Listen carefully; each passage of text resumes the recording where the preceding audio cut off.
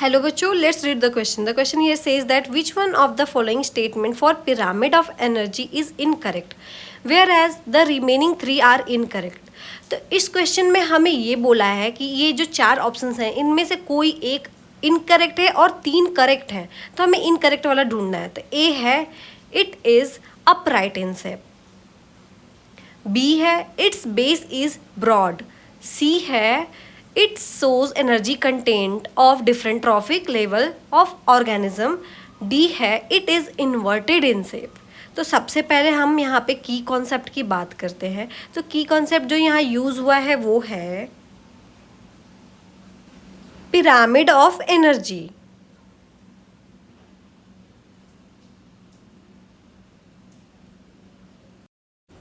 तो अगर pyramid of energy की बात करें तो इसका डेफिनेशन ये होता है कि the flow of energy through different trophic level in an ecosystem. तो इसका मतलब हो गया flow of energy through different trophic level in an ecosystem. तो सबसे पहले ऑप्शन ए की बात करें. ऑप्शन ए है it is upright in shape. तो जो एनर्जी की पिरामिड है, एनर्जी का पिरामिड है, ये हमेशा अपराइट शेप में होता है. अपराइट शेप में कैसे होता है? क्योंकि जो हमारा प्रोड्यूसर है वो बेस बनाते हैं. तो ये समझ लो ये प्रोड्यूसर का बेस है. प्रोड्यूसर यानी कि प्लांट्स. तो जो प्लांट्स हैं वो अपना खुद का फूड बनाते हैं, तो इनके पास सबसे ज़्यादा एनर्जी होता है. और जैसे ये फर्दर ट्रांसफ़र करते हैं, लाइक इस पे फीड करेगा प्राइमरी कंज्यूमर. प्राइमरी कंज्यूमर हो गए हर्बीवोर्स. तो जो हर्बीवोर्स इस पे फीड करेंगे उनमें से 10% एनर्जी ही ट्रांसफ़र होती है. ये एक लॉ होता है 10% ट्रांसफ़र ऑफ एनर्जी का, जिसमें हमारा बाकी के 90% जो एनर्जी है वो लॉस्ट हो जाती है रेस्पायरेशन और अपना मेटाबॉलिक फंक्शन में, और जो सिर्फ 10% ही आगे पास ऑन होता है. तो इस तरह से इसके पास 10% गया है तो इसकी एनर्जी इससे कम होगी.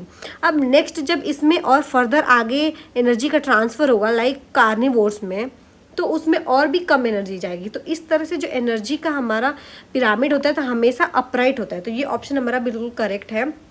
बी बोल रहा है इट्स बेस इज़ ब्रॉड. तो ये जैसा कि अभी हमने यहाँ डिस्कस किया कि इसके बेस मतलब बेस यहाँ पे प्राइमरी प्रोड्यूसर हो गया प्लांट्स, तो ये हमेशा ब्रॉड होता है, बाकी सारे कम होते जाते हैं. तो ये भी ऑप्शन करेक्ट है. सी है it shows energy content of different trophic level of organism.